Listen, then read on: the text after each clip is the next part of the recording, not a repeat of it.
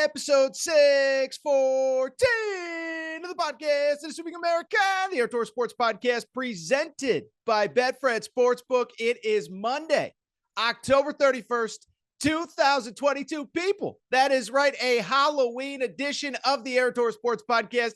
Here is what you need to know about what I think will be a very fun, some may call it a very spooky episode of the Outdoor Sports Podcast. I think I did that on Friday. Forgive me.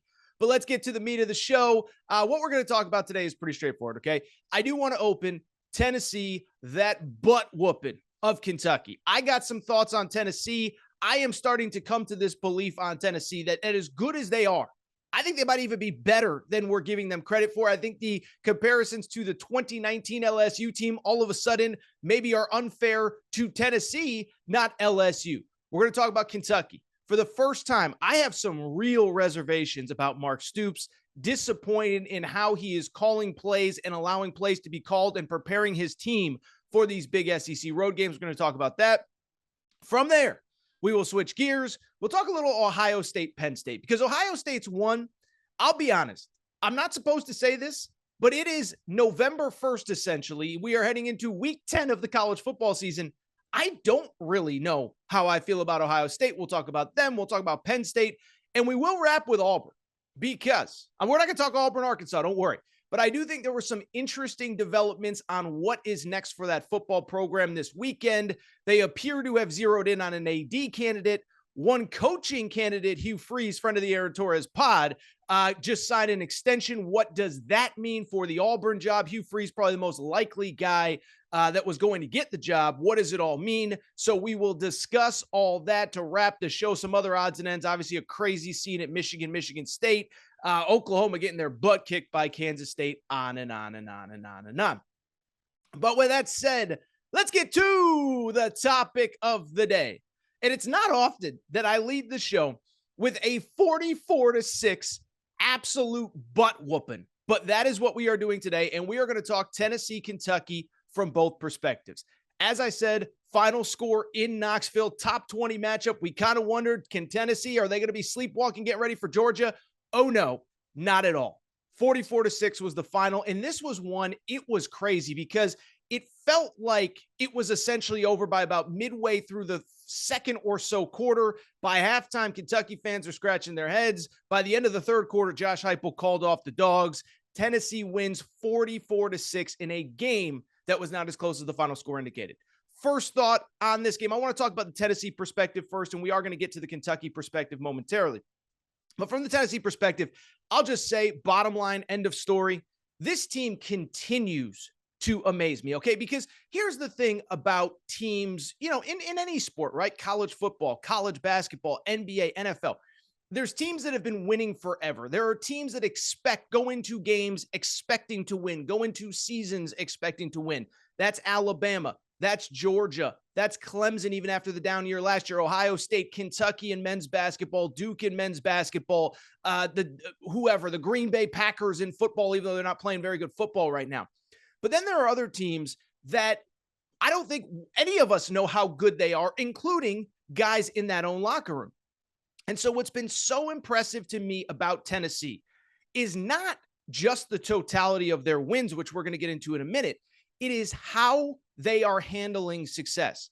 They are handling success like they're Bama, like they're Duke basketball, like they're Carolina basketball. Like this is just what they do. We talked about it a little bit going into the weekend. I mentioned the UT Martin game a week ago was the one that I thought, okay, this could be where chaos really ensues, right? Because I never thought they were going to lose to UT Martin, but I could see the scenario coming off the Bama win. Okay, you beat Bama, historic win, rush the field, goalposts are somewhere in the Tennessee River right now. That was the game that I thought, okay, sit back. We could see the scenario where Tennessee's up maybe, 21-13 at halftime, and it's like 24-17 in the third quarter. Then they pull away and win. That is not what happened at all. They put up 52 points in the first half and one going away. Well, going into this weekend, I thought it was the same with Kentucky. And listen, this is not a knock on Kentucky and how they lost. This is the reality that Tennessee is exceeding all expectations. Going into this weekend, we all saw the point spread of 14 points, 12 and a half points in the Betfred Sportsbook, got up to 14 points at various points. And we all sat there and kind of said, we like Tennessee, but isn't Kentucky the team that probably can slow them down? Physical up front, run game is coming together with the return of Chris Rodriguez. Defense has always been pretty solid. Isn't this the game that, like, okay, Tennessee's probably going to win, but I thought it'd be somewhere in the neighborhood of like 37-30. I think I said that was my official pick on Friday's show. And so for Tennessee to go out and do what they did, and it wasn't just on offense. I think this is the important part that we need to continue to kind of wrap our brains around with Tennessee. I think if we're just talking Heupel, Hendon Hooker, Heisman, if that's what we're talking about today, then you are way behind the eight ball on Tennessee. Yes, this offense is incredible. Yes, it is seemingly getting better every week. They now have Cedric Tillman, maybe their best wide receiver, back. But at the same time, they are doing it on both sides of the football. You saw Saturday night. They made, Will Levis. We'll talk about Will Levis in a minute. I actually think he's taking maybe too much heat after that game, but 3 interceptions. Defense, Tennessee forces 3 turnovers. They hold a good Kentucky offense. Not great, not elite, but good enough. 205 yards of total offense. Kentucky has an NFL quarterback, at least 2 NFL wide receivers, a good running back. They held up to 205 yards of total offense. So one, I just want to give Tennessee credit for being even more than we thought they were. And as we look at, listen, the Georgia stuff, we are going to have time to break down Georgia, talk about it all, discuss it all throughout the week, okay? And we will. But at the same time, what I do want to do is kind of just talk about, contextualize Saturday night, what it all means. And a couple things do come to mind.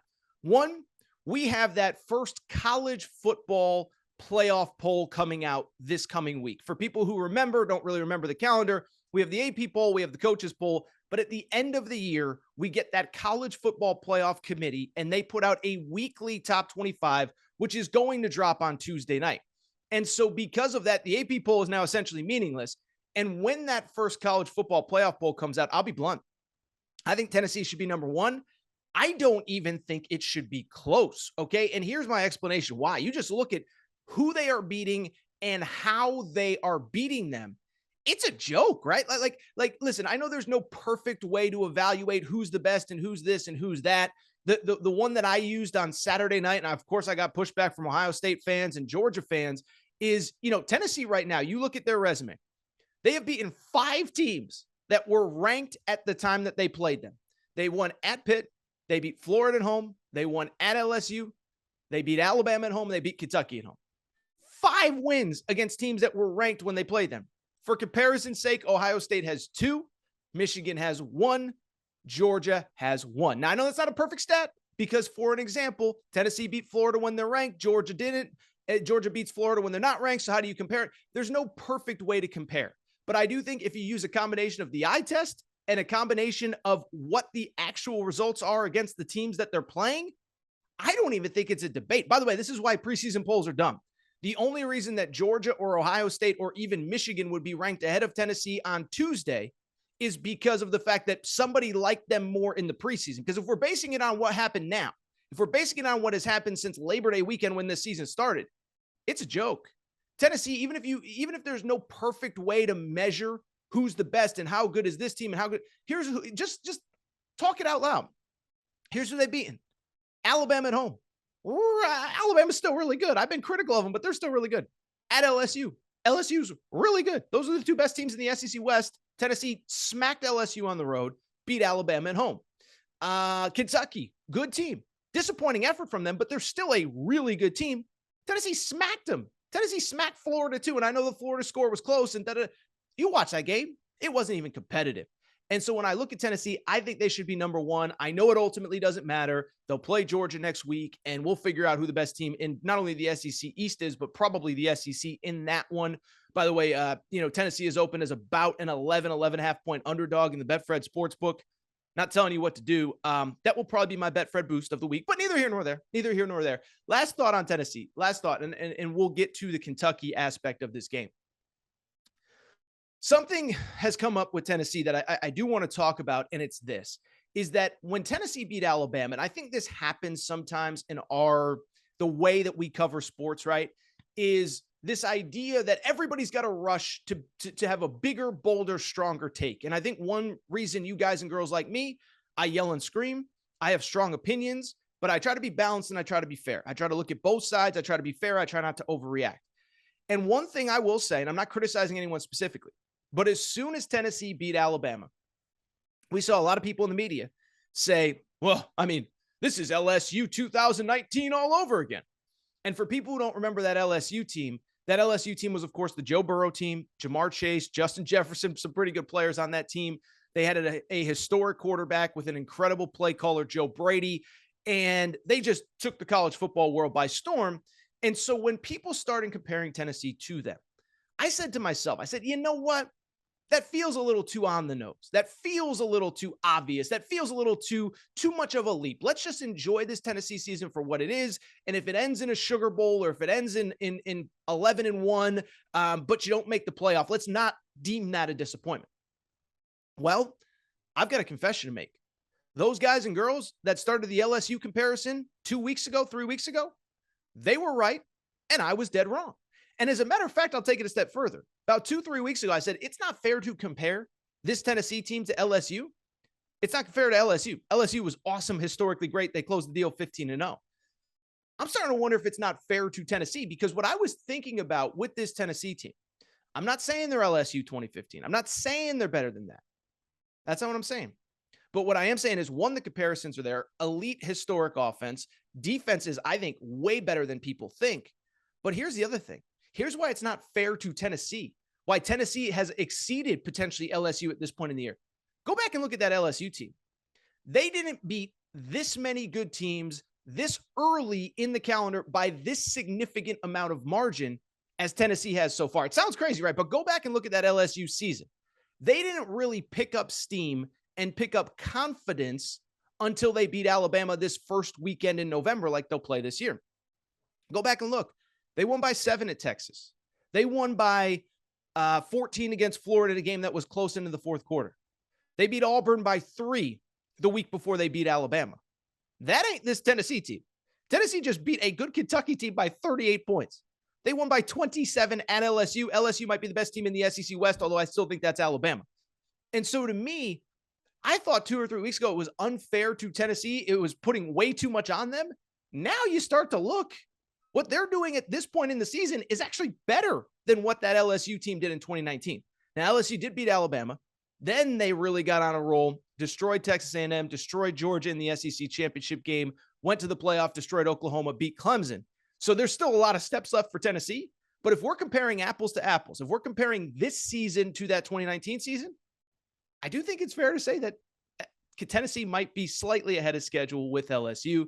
But listen, we can continue the comparisons with LSU down the road, and we can certainly preview this Georgia game throughout the week. But I am just so impressed by this team. Big win for Tennessee. They just look so good. I just continue to be so impressed by how good they are. I do want to switch gears to the other side of things, and I do want to talk quickly about the Kentucky perspective, because I do think, even though Kentucky kind of fringe top 20 team, I get it. I do think there's actually a very interesting element of this from the Kentucky perspective as well. And before we get into it, I want to clarify a few things just right off the bat here. One, if you've ever listened to me talk about Mark Stoops on this show, I have been incredibly complimentary, and it's for obvious reasons, right?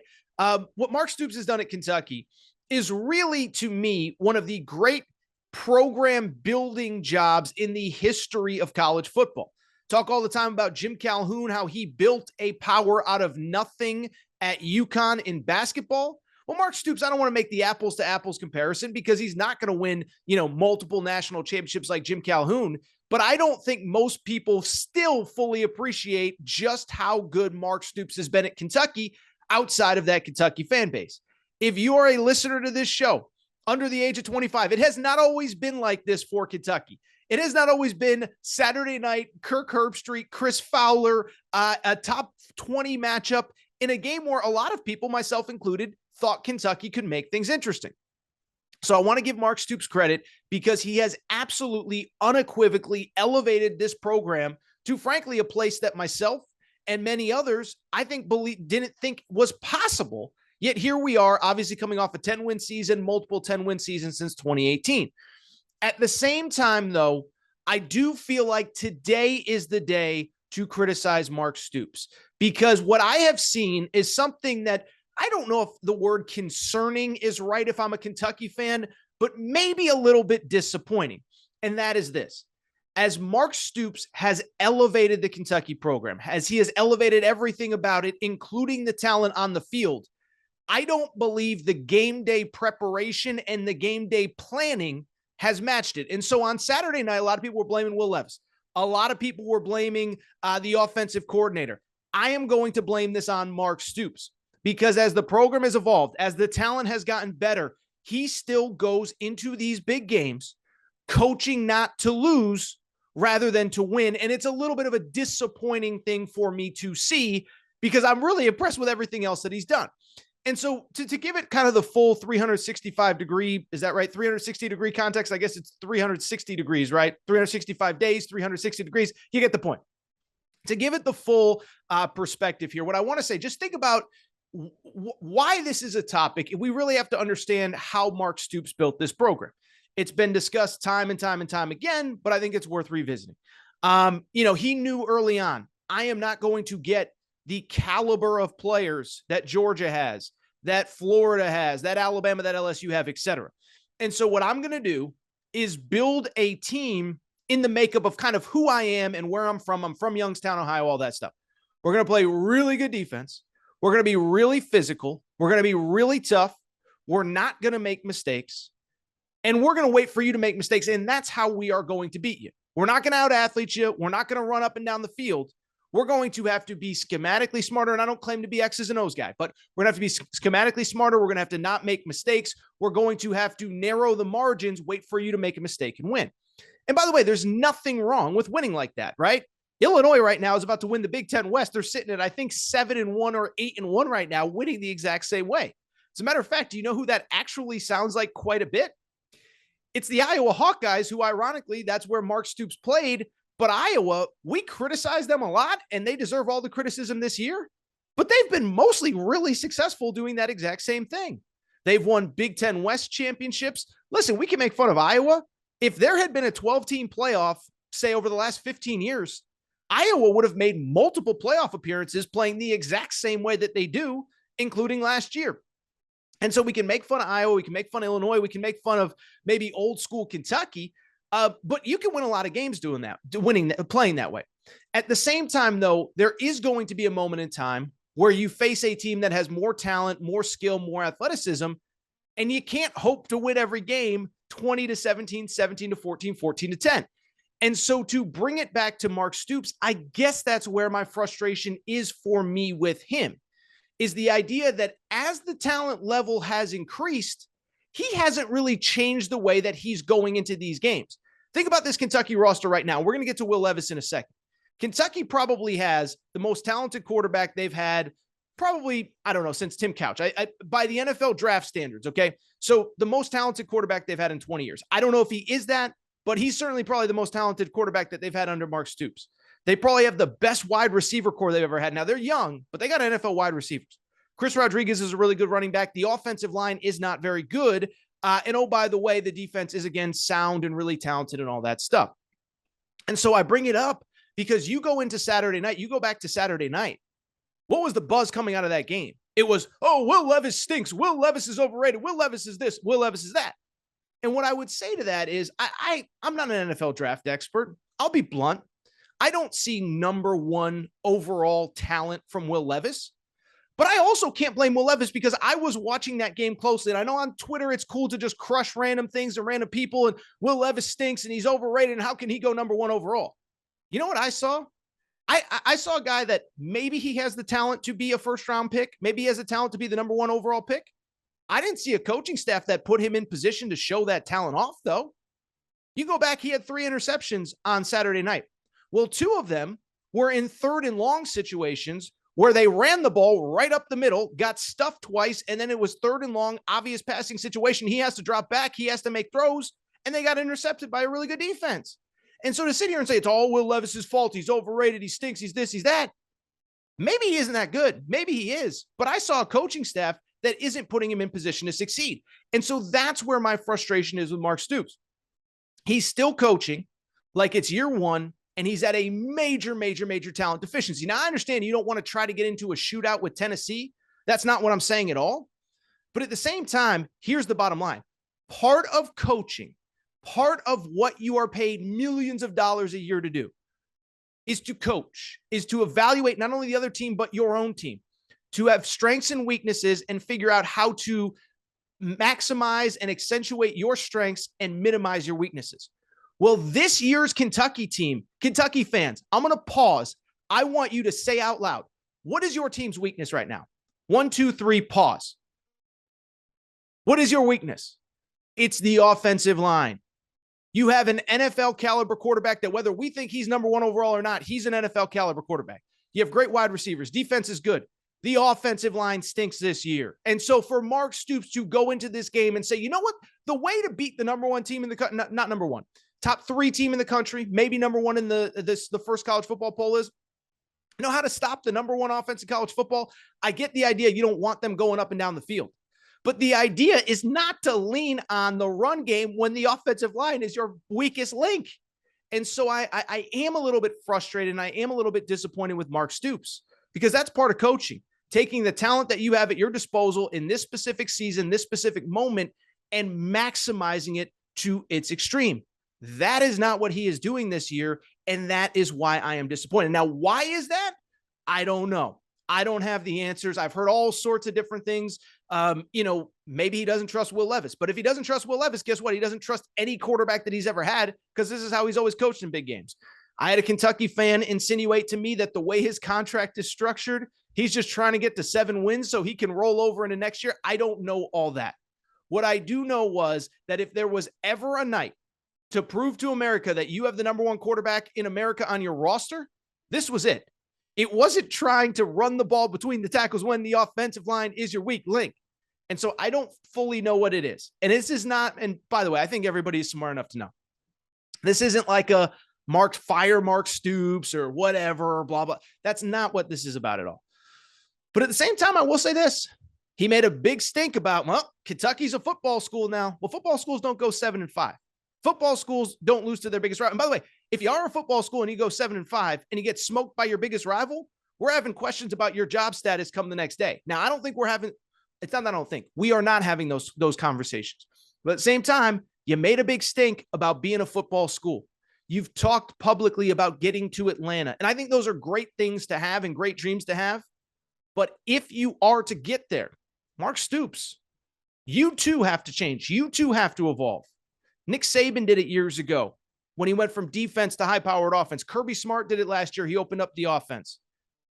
Not saying you have to win a national championship, but if you keep going into big games like this, let's call a spade, you're going to get similar results every time you play teams with more talent. All right, this is what I want to do. Do want to take a quick break. Do want to come back.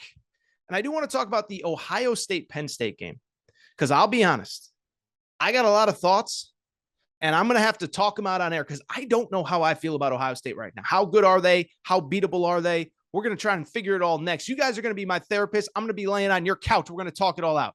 Take a quick break. Be right back. We're going to get back to the show in a minute. But before we do, I want to welcome back our presenting sponsor, Betfred Sportsbook and the Betfred Sportsbook app. So here's the deal. I've told you about Betfred, but I'm going to keep telling you about them. Love working with them. Started in 1967 in the UK.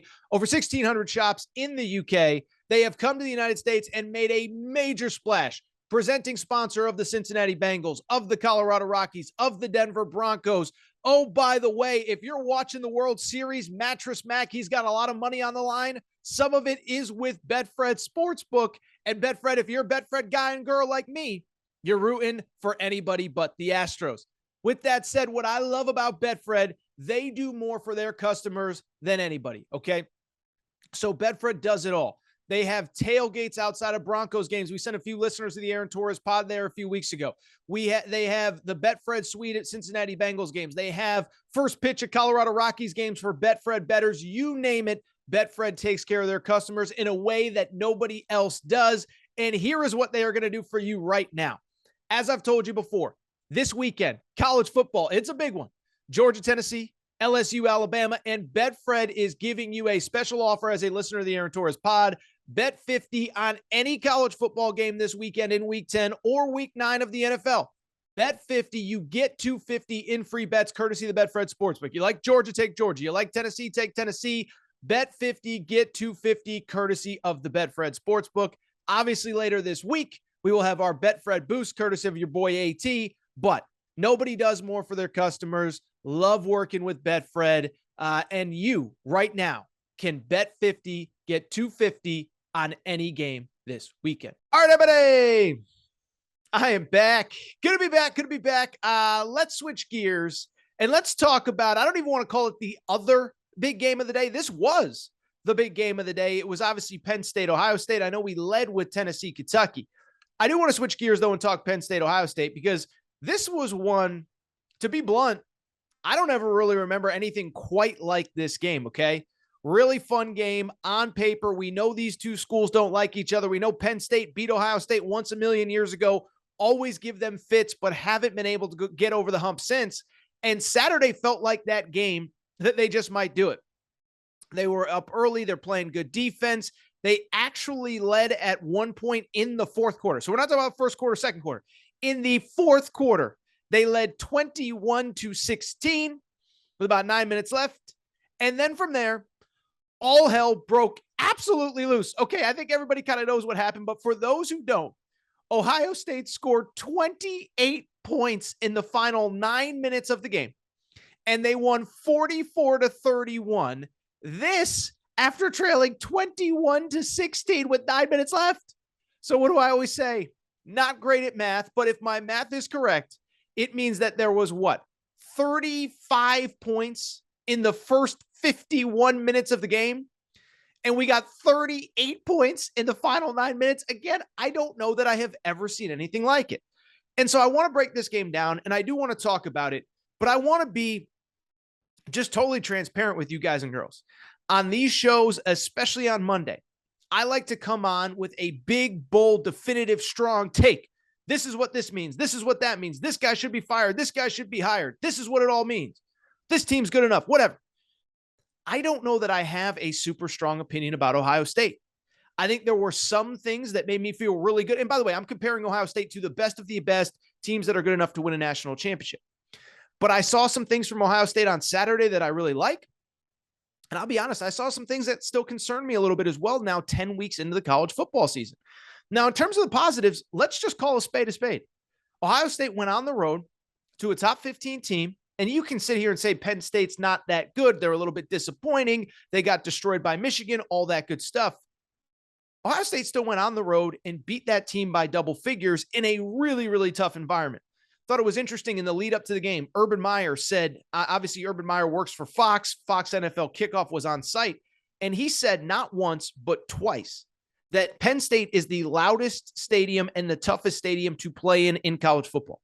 He's got this coach at Tiger Stadium, coached in the Swamp, coached at Georgia, coached at Tennessee.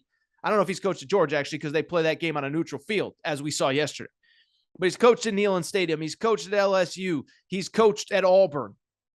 And for him to sit there and say that he believes that Penn State is the loudest stadium in college football, and for Ohio State to go in there and get a victory, that is I'm not going to discredit that. As a matter of fact, that's a really, really, really impressive thing. Ohio State goes on the road, and in the toughest game to date, not only it finds a way to win in a game where they didn't play their best, they ended up winning by double figures when push came to shove.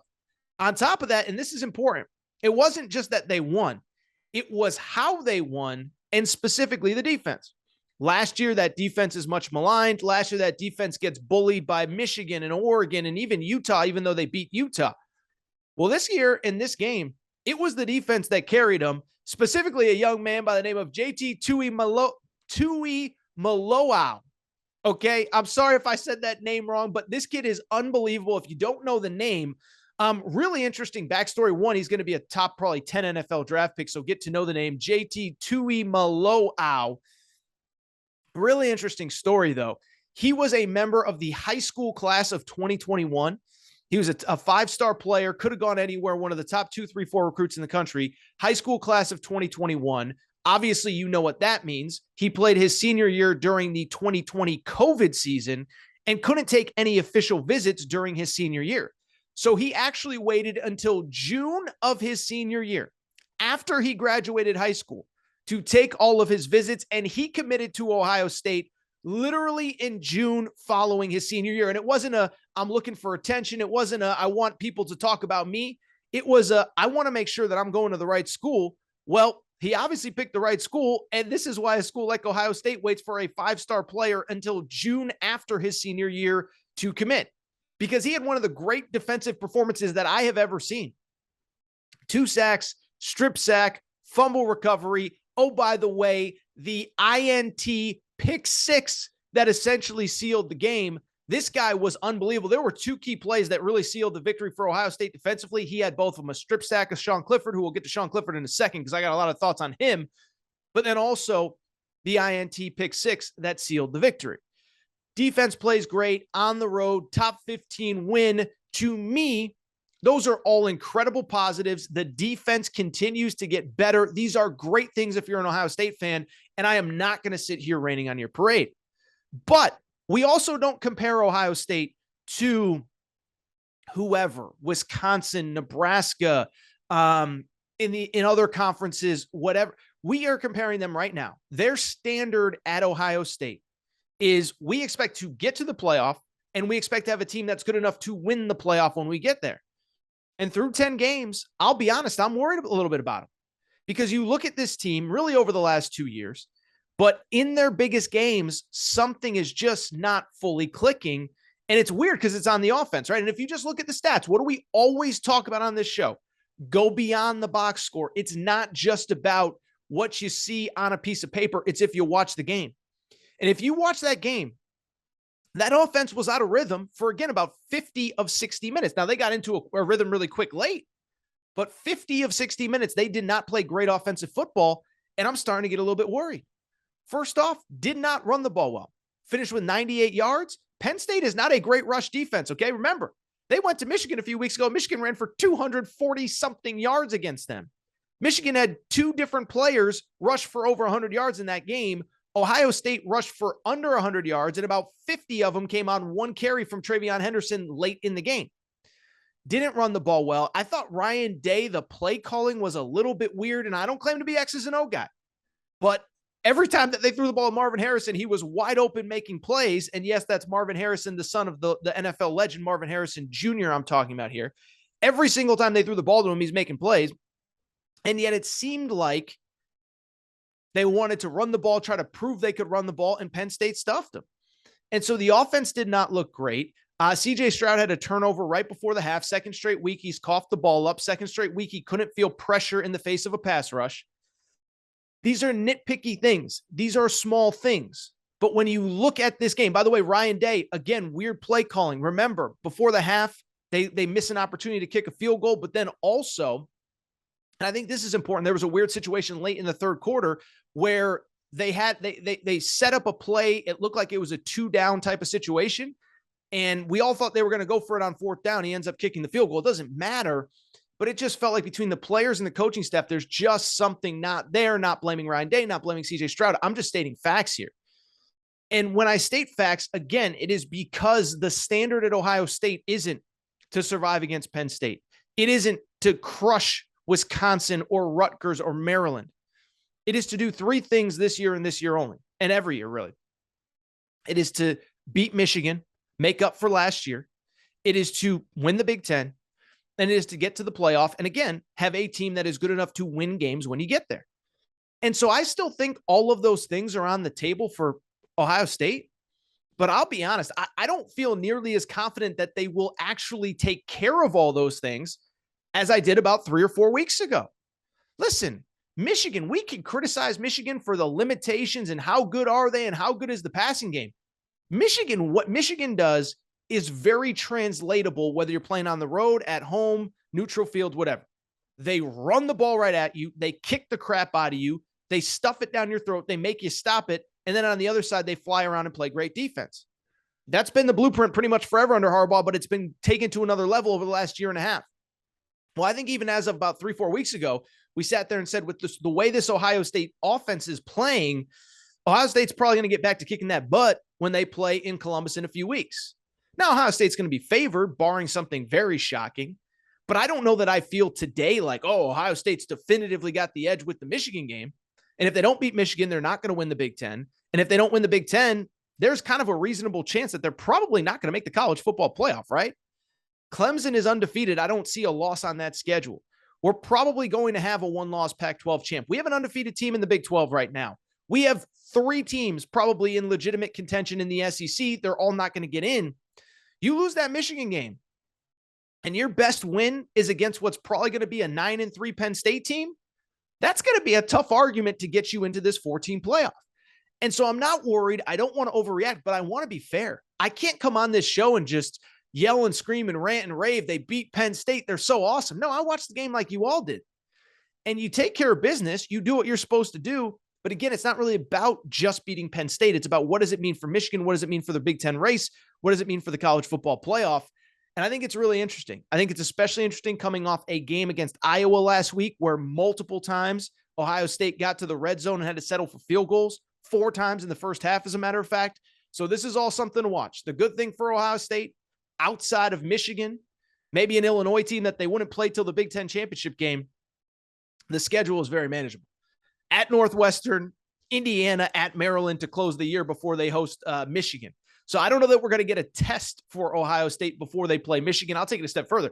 I don't know that we'll be talking about them on this show because they're going to be easily a 3-touchdown favorite in all those games. I think they're going to win convincingly. But again, it comes down to what do they do against Michigan? What do they do beyond that if they get to the Big Ten championship and the college football playoff? Really quickly from the Penn State perspective, listen, I do have a couple thoughts, but really what it comes down to is this. After the game, everybody did what they always do, which is blame James Franklin. And I don't think James Franklin should be absolved here. I believe the stat I saw, he is now 2-15 against top 10 teams in his time at Penn State. And listen, he got a $75 million extension last offseason. He's getting paid $7+ million a year. It's kind of the Jimbo Fisher thing in the in the SEC. It's year whatever for James Franklin. I know you won the Big Ten in 2014, I think, 2015, whatever it was, 2016. That was still a long time ago, though. That was a long time ago. And since then, it has been struggles against the best team in this conference, traditionally Ohio State and Penn State. But let me also, to a degree, just a small degree, take a little bit off of James Franklin because he's to blame. He's to blame. That's not what I'm saying. What I'm also saying, though, is this. The defense played their hearts out on Saturday night. The offensive line played its heart out. The run game was pretty effective, all things considering. They have those 2 super talented young running backs, Katron Allen and Nick Singleton. Wasn't great, but it was good enough. Saturday, Penn State did not lose because of the defense. Saturday, Penn State did not lose because of the run game. And Saturday, Penn State did not lose because of James Franklin. Saturday, Penn State lost because their 6th-year quarterback just isn't good enough. And I'll just say this. You guys and girls know my stance. Try not to criticize young people. But Sean Clifford is a 6th-year player at Penn State, 4th, 5th-year starter. He talked this big talk in the lead up to the game. This is the biggest game of my career. I have to play at my best. 3 interceptions and a fumble on the most important play of the game, most important drive of the game. It was when Ohio State scored to retake the lead. Penn State gets the ball back. There's still plenty of time left. Strip sack, fumble, recovered by Ohio State. The game's over. And so I don't want to hear about James Franklin. If anything, what James Franklin's criticism is that he hasn't found somebody to replace Sean Clifford, or he's just flat out too loyal to Sean Clifford. Remember, Will Levis, who we just talked about. You criticize Will Levis at Kentucky? Will Levis was on this Penn State roster. You can't tell me that he wasn't good enough to beat out Sean Clifford because I know that he was. Drew Allaire, the 5-star freshman, is on the roster right now, and James Franklin refuses to play him. But at the end of the day, if you are putting your faith in the hands of a 6-year quarterback, he's got to be better. Obviously, if he was that good, in year 6, he'd be in the NFL. But as a veteran quarterback, you got to take care of the football. You can't turn it over. You can't give it away, especially to an offense as explosive as Ohio State. I don't want to hear James Franklin. I don't want to hear how underachieving he is. He is. I know he is. But this falls on the quarterback. This falls on Sean Clifford. Now I'll be curious to see what Penn State does going forward. They're sitting there at 6-2 overall right now. And as we've discussed, this Big Ten is not very good. And they have an interesting schedule as well. At Indiana this week, Maryland, Rutgers, Michigan State to close the year. 4 games where they should essentially be favored. But what does James Franklin do now? You're not winning the Big Ten East at all because you have 2 losses to Michigan and Ohio State. Both of those teams would have to lose 3 times for you to win the Big Ten East. You're not really in competition for anything. Now's the time, James Franklin. I understand you want to be loyal to your guys. You want to be loyal to Sean Clifford. But 6-year guy lets you down in the biggest game. I do think it's time to turn the things over to Drew Allaire, see if he is the guy. I mean, he's going to be the guy. He's going to be the guy next year. And I almost think we're going to talk about Auburn in a second. I think it's almost about starting to get ready for next year, right? We talked about it with Texas A&M. Texas A&M, they lost. We're not going to talk about them on today's show. I think most of you are thrilled about that. But I said with Texas A&M, it's not about trying to salvage this year. It's really about it's about trying to build for next year. You have a 5-star quarterback that you know is going to be the guy next year. This is where I start to get him reps. This is where I start to say, you know what? This is your program now. And we got to get you ready to go in week 1 next year because we got a big season ahead. So Penn State, Ohio State, those are my thoughts. Listen, you can blame James Franklin. I think he deserves it. I also think a lot falls on a 6th-year starter at quarterback who simply isn't getting the job done. All right, so what I want to do, take a quick break, come back. And when I come back, what I do want to talk about, situation in Auburn. We will not be talking Auburn, Arkansas, I promise. But I do want to discuss what's going on in Auburn. It looks like they may have a new AD. One of their candidates may be off the table, or is he? We'll discuss all that next. Take a quick break, come back, Auburn, wrap the show. All right, we're going to get back to the show in a minute. But before we do, I want to welcome back the sponsor of our Aaron Torres pod, NFL Pick'em Challenge, Bracket Fanatics and BracketFanatics.com. Listen, I've worked with Bracket Fanatics for years, multiple NCAA tournaments, and we started the Aaron Torres pod NFL Pick'em Challenge. This is such an awesome deal for you guys and girls. This is all you got to do. Go to BracketFanatics.com. Join Bracket. The bracket name is Torres. Do that, and here is what you can get. We have weekly $100 winners, and we have a season-long $1,000 cash prize. Free to enter, no sign-up, no this, no that. Enter every week, $100 weekly winner, $1,000 season-long cash prize. That is what Bracket Fanatics does for you. That is what Bracket Fanatics is doing for Aaron Torres and the Aaron Torres pod this football season. Again, week 9 is coming up. We will announce our week 8 winner later this week. But if you have not signed up, BracketFanatics.com, join Bracket. The bracket name is Torres. And if you've already signed up, go ahead and make those week 9 picks. We are giving out money. We are going to announce our week 8 winner later this week. Thank you to Bracket Fanatics, BracketFanatics.com. Again, BracketFanatics.com, join Bracket, bracket name Torres. Hey, I'm back. Good to be back. Final segment of the show here on a Halloween Monday. So good to be back. Do want to go ahead and wrap with really a story that's kind of just been around, okay? It's just been there, and that is the situation with Auburn football. And one thing I promise you I'm not going to do, I'm not actually going to talk about what happened on the field on Saturday. Arkansas plays Auburn. It was really ugly. Sam Pittman's boys smoked the Auburn Tigers. Arkansas fans, I'm sorry, but we just ain't talking about that on today's show. I don't know what there really is to take away from it. With that said, though, it is increasingly clear, it is obvious that Brian Harsin not only is not the guy, he's not going to be the guy. I've said it a few times now. I don't even think that he wants to be there. And so the question now becomes, what is taking Auburn so long, and why have they not made a move yet?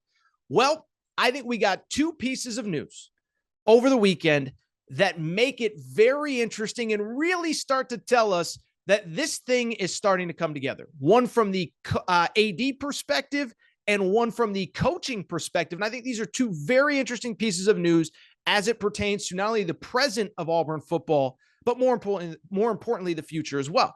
And so in the bigger picture, before we even get to the news, I think a lot of you've asked me privately, publicly, DM, social media, whatever, Torres, what is going on at Auburn? Like what is taking so long? Why have they not made a move yet?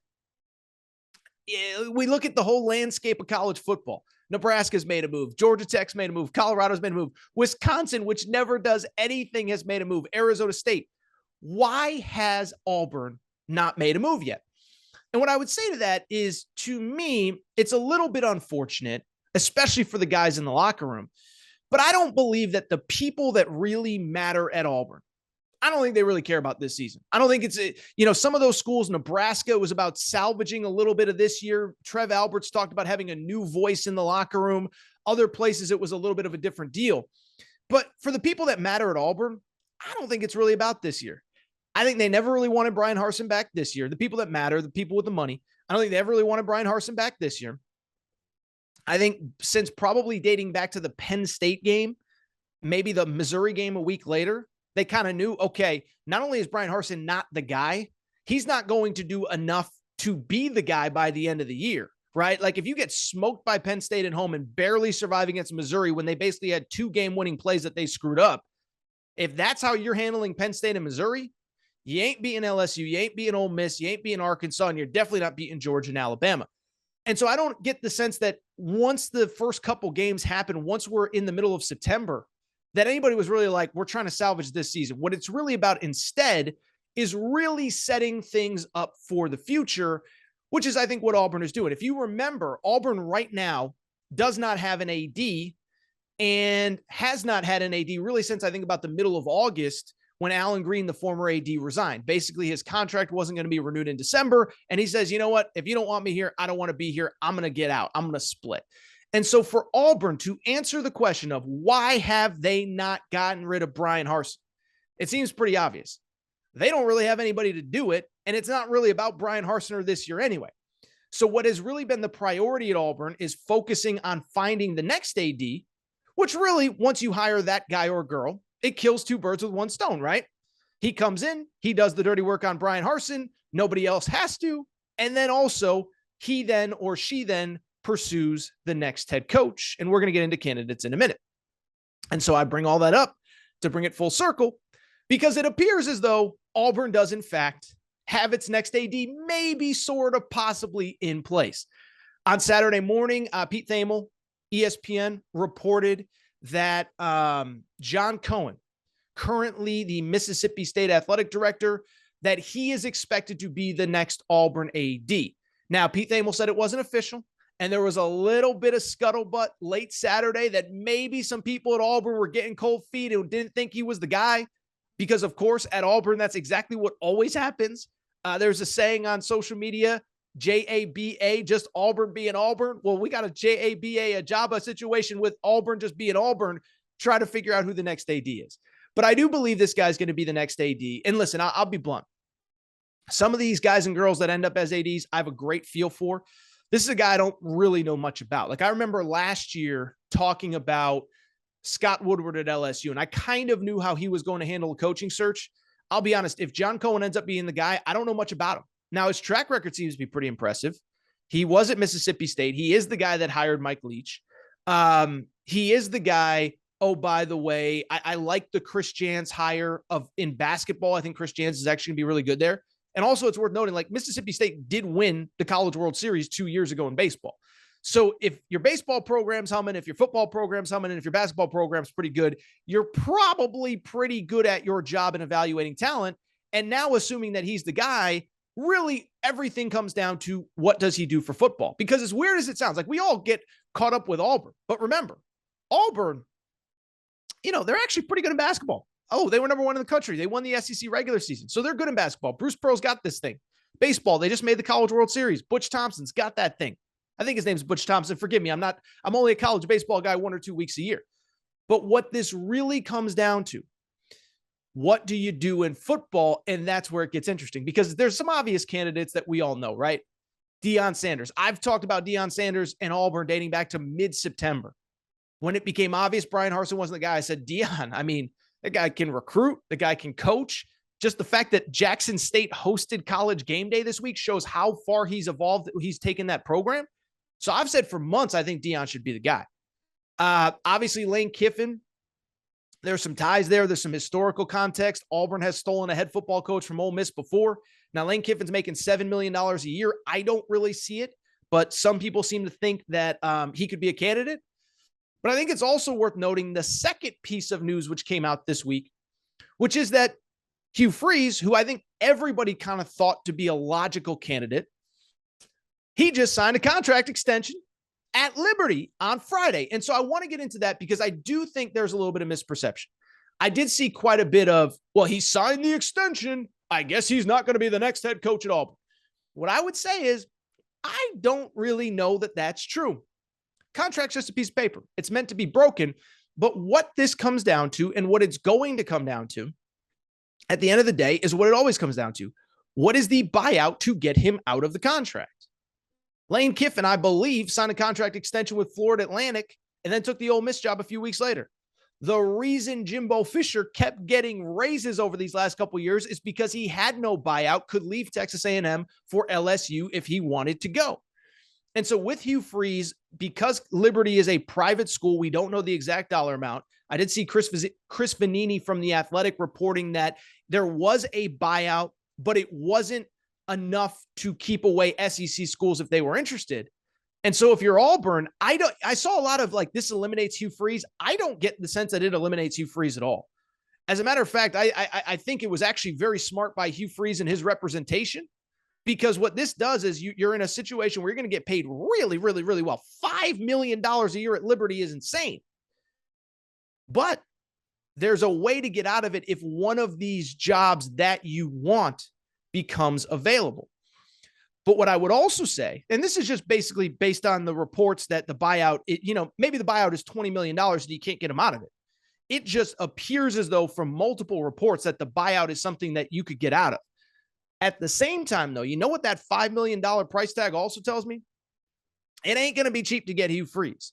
And I do think this is something that Auburn's going to have to deal with is you just went through a head coach in 2 years. I don't think it's going to be as hard to get somebody as people think. Everybody wants to coach in the SEC. There's only 14 of those jobs available, 16 if you include Texas and Oklahoma. But it ain't going to be cheap. And that to me is what like everyone's talking about, well, there's a new extension. That means they're not going to get Hugh Freeze. No, I think it's the opposite. I think they can get him. I think they're going to have to pay a lot of money to get him, though. $5 million a year at Liberty, set up there, very good. But you look at the bigger picture. If he's making $5 million there, what's it going to take to get him to leave? I believe Gus Malzahn was making probably 7-ish or so when he got fired. I think that's the baseline. And I think you might have to pay Brian Kelly money, whatever, to get Hugh Freeze over to Auburn at this point. Keep in mind, we live in a world now. Kirby Smart's making $10, $11, $12 million a year. Nick Saban making $10, $11, $12 million a year. So the idea, especially in the SEC, of paying $8, $9, $9.5 million a year doesn't seem crazy. Mel Tucker making $9.5 million, and he's getting smoked every week. So that's the news out of Auburn. I find it all very fascinating.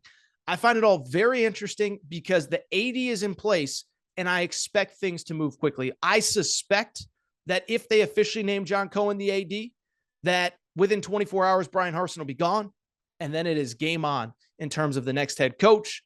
But we'll monitor all that. But a very, very, very interesting week at Auburn. But it feels like we're starting to get some momentum here. It feels like we're going to get a new AD, which will then lead to a new coach soon. Really quickly, I think that's just about it for today's Aaron Torres pod. There's some other stuff from the weekend.